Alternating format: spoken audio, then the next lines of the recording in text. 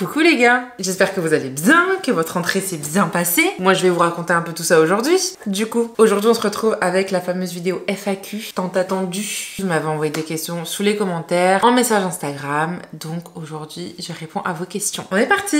Alors tout d'abord, avant de commencer à répondre aux questions, je sais, j'ai déserté. J'ai failli, désolée. J'ai repris le travail fin août. J'ai pris des jours pour passer mon diplôme en fin d'année. Donc j'ai rattrapé ces jours fin août, ça m'a atomisé. Voilà. Je travaillais tous les jours, sans pause. J'étais rincée de chez rincée. Et surtout, je partais hyper tôt le matin et je rentrais, il était 18 h. Donc pour sortir une vidéo tous les 2 jours, c'était un peu compliqué. Désolée pour ceux qui ont suivi le challenge d'une vidéo par jour, tous les 2 jours en été. La dernière semaine d'août, il n'y en a pas eu. Donc désolée, mais bon. Il y a eu toutes les autres vidéos, donc vous avez quand même eu de quoi vous occuper. Pour ceux qui n'ont pas encore regardé toutes les vidéos, j'ai fait une playlist avec toutes les vidéos que j'ai sorties cet été. Donc n'hésitez pas, je vous la mettrai en barre d'infos. Parce que j'ai reçu des messages sur Instagram de personnes qui s'inquiétaient parce que je sortais pas les vidéos. Donc tout va bien, ne vous inquiétez pas, j'ai juste repris le travail.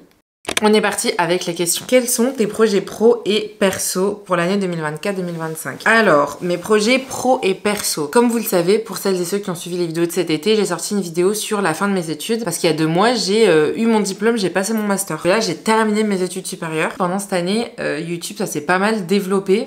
J'ai vraiment pris le pli de faire des vidéos. J'adore ça et surtout, j'adore les personnes avec qui je parle un peu tous les jours sous les vidéos. Et la communauté, bien qu'elle soit petite, grandit de jour en jour et ça me fait trop plaisir. Du coup, j'ai prévu, là, 2024-2025, de garder le job que j'ai à côté et de me concentrer sur YouTube cette année. Et on verra bien à la fin d'année où ça me mène. Peut-être que septembre 2025, je serai full sur YouTube. C'est ce que j'espère, honnêtement. Peut-être que ça sera pas le cas et dans ce cas-là, on verra. C'est ma première année sans études, alors je me prends pas trop la tête. Je me focus sur YouTube et après, on verra à la fin de l'année. Sous ma vidéo sur la vérité sur mes études de beaux-arts, parce que je vous ai fait une vidéo où je balance, on m'a demandé si ce genre d'études coûte très cher. Alors, il faut savoir que les beaux-arts, c'est pas payant. C'est pas payant. Vous payez les frais d'inscription, comme dans toutes les écoles, mais comme c'est pas privé, vous payez pas la scolarité. Par exemple, il y a des écoles qui coûtent 5 000, 10 000 euros l'année, et les beaux-arts, vous payez pas, vous payez que les frais d'inscription. C'est 400 euros. Il y a même certains élèves, si vous faites des demandes, vous pouvez ne pas payer, mais sinon, c'est pas payant. Voilà, donc c'est quand même très pratique quand on veut faire des études supérieures et qu'on a envie de faire un prêt pour 5 ans d'études. Alors, on m'a demandé à plusieurs reprises du coup, puisque tu ne travailles pas dans le domaine artistique, je me demandais quel est le boulot que tu as commencé en juin. Et j'ai reçu plusieurs fois cette question, même sur Instagram en DM et tout, parce qu'en fait, j'ai pris un job à la fin de mes études que j'ai toujours aujourd'hui, et du coup, je travaille dans un lycée. J'adore les élèves, ils sont trop sympas, ils sont vraiment trop mignons. Du coup, voilà, je fais ça cette année en plus de YouTube.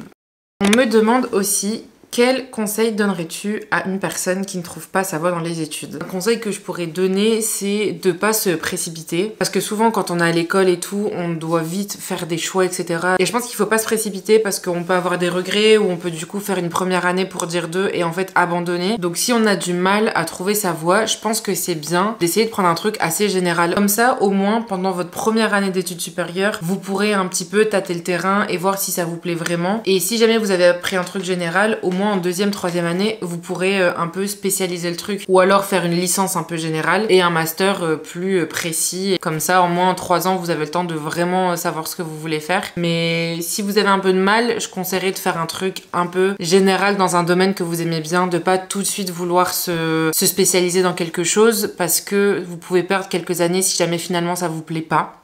Donc voilà.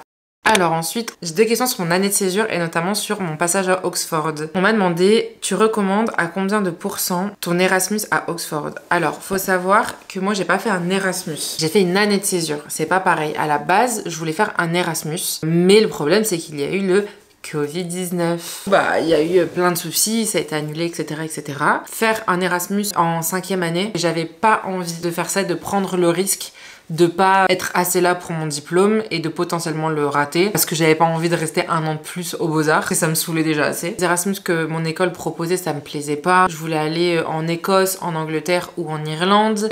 Les écoles dans ces coins-là, enfin c'est des écoles où il y avait jamais personne qui voulait aller, donc quand j'essayais de faire des dossiers, etc. pour aller là-bas, j'avais pas vraiment de nouvelles. La personne qui était responsable des Erasmus s'en foutait un peu et il mettait plus en avant les écoles avec lesquelles eux ils ont plus d'affinité et où ils envoient souvent souvent des élèves et c'était la Grèce, la Chine, etc.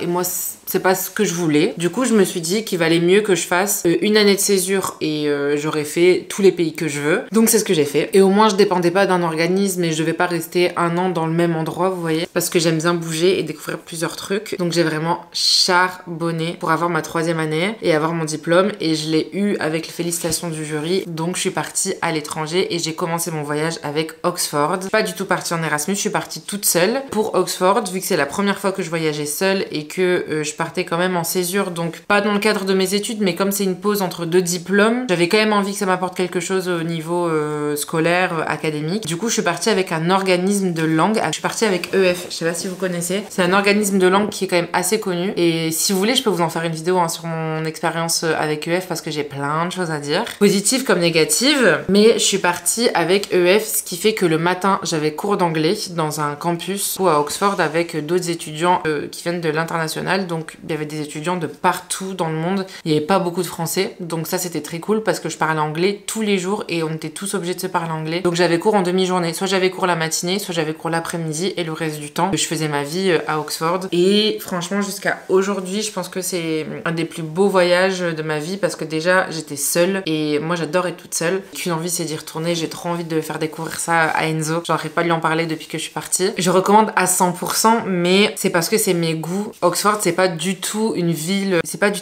comme Londres ou quoi, où il y a 46 000 choses à faire, genre étudiants, les sorties, les machins et tout. C'est une ville universitaire, c'est pas une ville étudiante comme par exemple en France, Lille, Lyon, des villes étudiantes et du coup ça bouge et ça sort beaucoup. Oxford, faut savoir que c'est une ville étudiante parce que c'est une ville qui est principalement universitaire et qui est connue pour son université. L'université d'Oxford, c'est très connu. Pas rien quoi, c'est comme Harvard, c'est comme Cambridge, c'est des grosses écoles. Donc les élèves qui vont là-bas travaillent beaucoup et c'est vraiment une ambiance culturelle, c'est pas une ambiance genre Londres et tout. C'est une petite ville historique, donc c'est très mignon et tout. Et moi j'adore, c'est tout ce que j'aime. Mais ça fait très petite ville médiévale, un peu style Harry Potter. Vous voyez ce que je veux dire? C'est pas fait pour tout le monde. Déjà parce que c'est l'Angleterre, donc le temps est pourri, mais moi j'adore la pluie et tout, donc ça me dérange pas. Si vous allez là-bas en vous mettant dans le mood en gros d'Harry Potter, vous allez être très content. Voilà. Si jamais vous venez du Nord, Oxford, ça me fait penser au Vieux-Lille. C'est comme si c'était le Vieux-Lille. Vous voyez ce que je veux dire? C'est vraiment ambiance vieille ville, donc je peux que le recommander. Mais je pense que ça plaira pas à tout le monde. Ça dépend peut-être de votre mood, de votre âge. Mais évidemment, je le recommande. Si un jour vous allez en Angleterre, vous allez à Londres, prenez le train, faites au moins une journée pour dire de voir, parce que franchement, c'est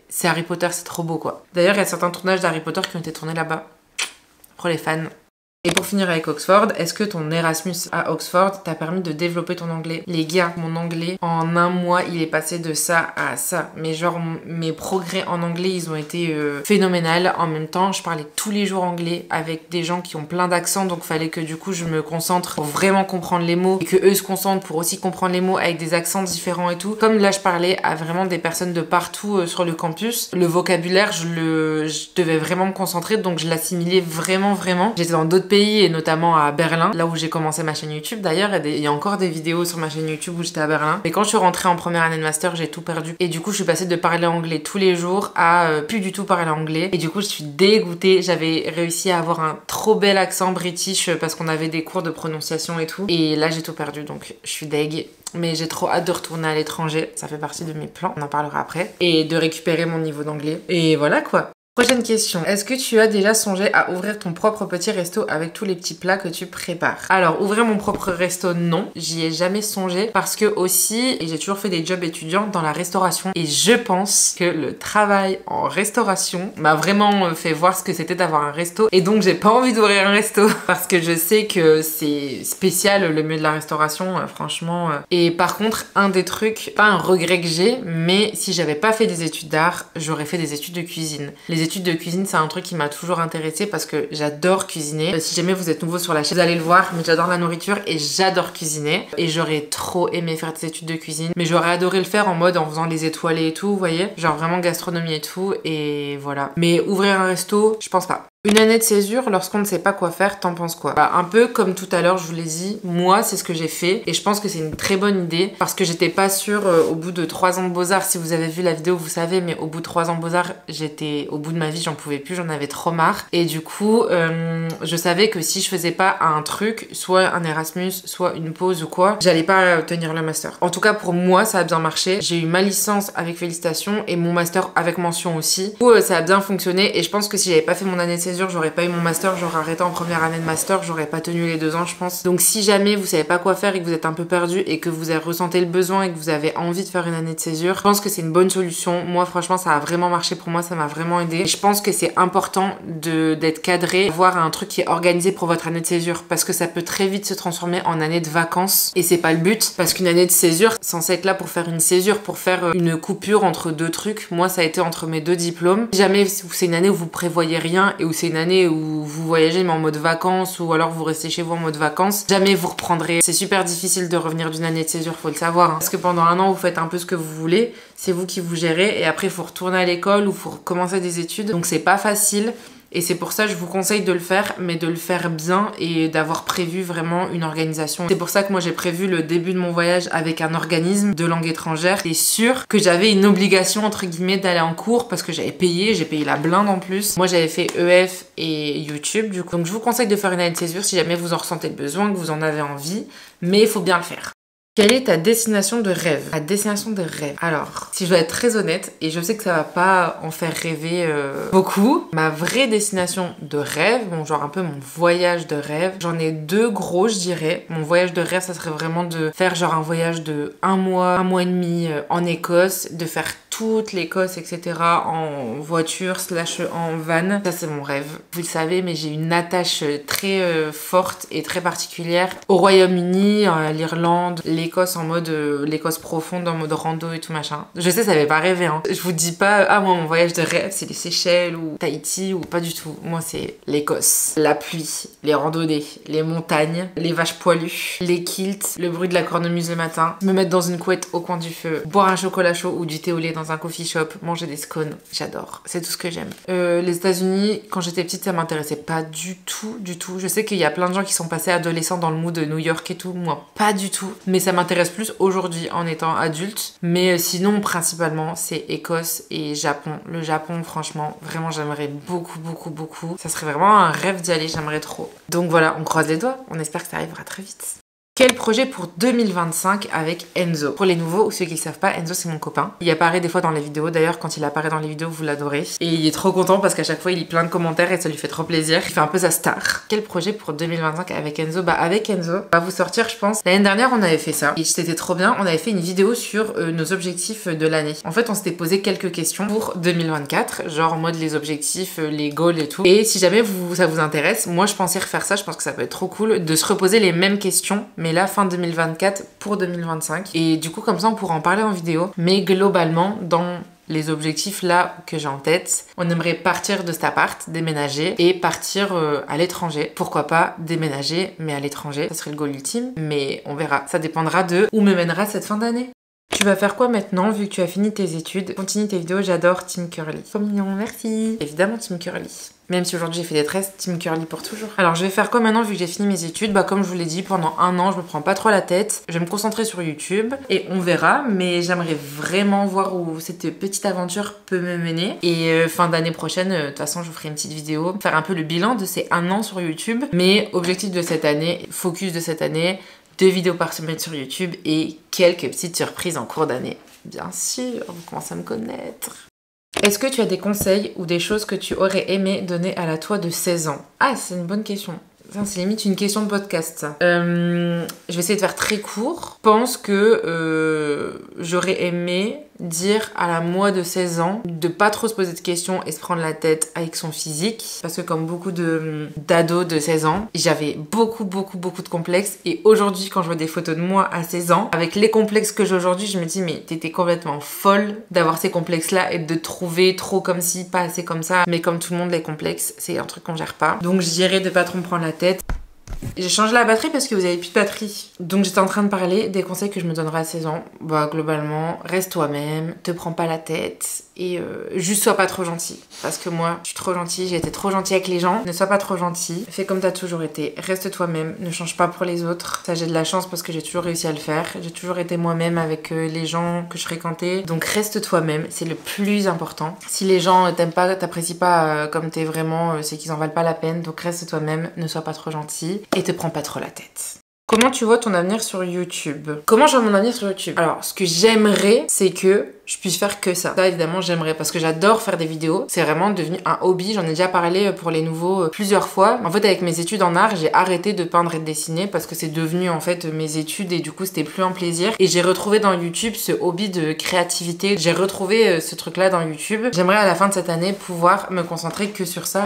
C'est vraiment ce que je souhaiterais le plus. Maintenant, je peux pas prédire l'avenir. Moi, ce que je vais faire, c'est que je vais vous sortir le plus de vidéos possible cette année, le plus de contenu possible, en vous sortant 2 vidéos par semaine avec les petites surprises pendant l'année. Pas prédire l'avenir, mais en tout cas ce qui est sûr c'est que évidemment j'aimerais ne faire que ça et ne faire que vous créer du contenu et partager avec vous tous les jours et voilà quoi, on verra bien, on verra. Cette année va nous mener, on verra où est-ce qu'on sera la communauté, où est-ce qu'on sera cette chaîne dans un an et on fera un petit bilan à la fin de l'année. Est-ce que tu aurais des conseils sur les relations qui vont aider à avancer? Des conseils sur les relations. Ça dépend quelle relation tu parles. Si c'est des relations familiales, amoureuses, amicales. Mais globalement, en tout cas, ce qui pour moi est le plus important dans les relations, c'est de toujours dire ce que tu penses, évidemment en mettant les formes. Parce que c'est bien de dire ce qu'on pense à ses proches, mais il y a une façon de dire les choses aussi. Je dirais de parler, quoi. Parler, c'est le plus important. Qu'une relation tienne, que ce soit une relation amicale, familiale ou amoureuse. Moi, mes potes, par exemple, mes amis que j'ai de plus longue date, ça fait 10 ans que je les connais et en 10 ans, comme dans toutes les relations, bah des fois il y a des hauts et des bas et on a toujours parlé, on a toujours été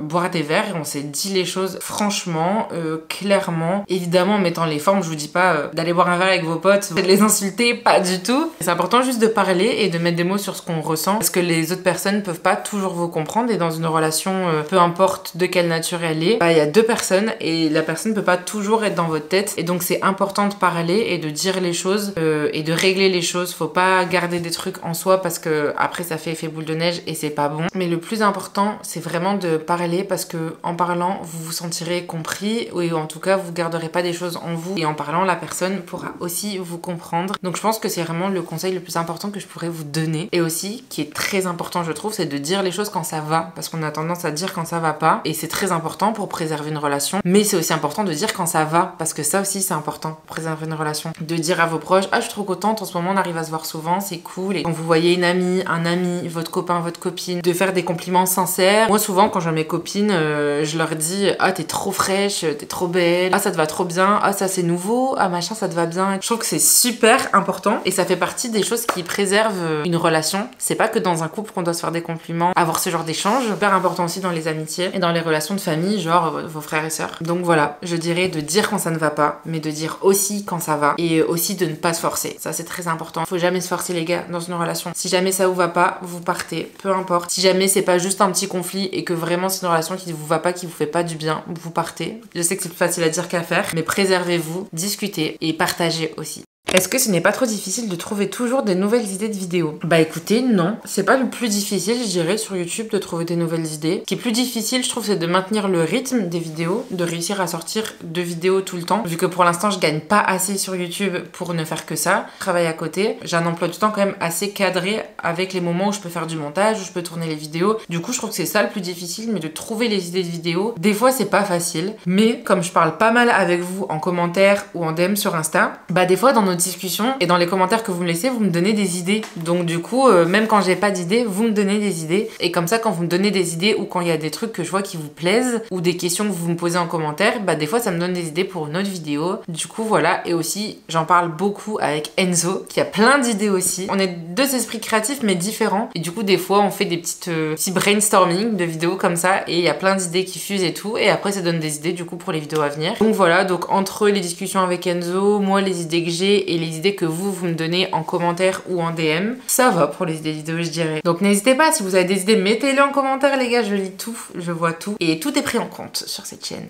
Écoutez, on était à la dernière question, je me suis même pas rendu compte. On a fini cette FAQ. J'ai répondu à toutes les questions que j'ai trouvées sous les commentaires et en DM. Si jamais vous en avez d'autres, n'hésitez pas. Là, j'ai fait un peu la FAQ qui clôturait le challenge de cet été où je vous ai sorti une vidéo tous les 2 jours. Mais je pense que j'en referai une peut-être fin d'année. Je pensais peut-être faire ça tous les 3 mois. Une FAQ tous les 3 mois à chaque fin de saison. Si jamais vous êtes chaud, dites-le moi. Je ferai une fin de l'automne, une fin d'hiver, une fin de printemps et une fin d'été. Comme ça, je me dis, ça fait tous les 3 mois. Et à chaque fois, je peux prendre toutes les questions que j'ai reçues en DM et en commentaire pendant ces 3 mois-là. Et on fera une FAQ fin de saison. J'espère que votre rentrée s'est bien passée, que ce soit à l'école ou au boulot. N'hésitez pas à me raconter. Franchement, j'adore lire vos petites expériences et vos petites anecdotes. Donc, n'hésitez pas à me raconter comment votre rentrée s'est passée. Moi, c'est bien passé. Franchement, à part que la première semaine, c'était l'enfer. C'est pour ça que j'ai pu rien faire. Ça y est, cette première semaine est passée. Ça va mieux. Donc, en tout cas, de mon côté, ça s'est bien passé. J'espère que vous aussi. Et petite question, c'est moi qui vous pose une question pour cette fin de vidéo. J'ai envie de changer les jours de poste. Là, pour l'instant, là, je faisais mercredi, dimanche et je pensais faire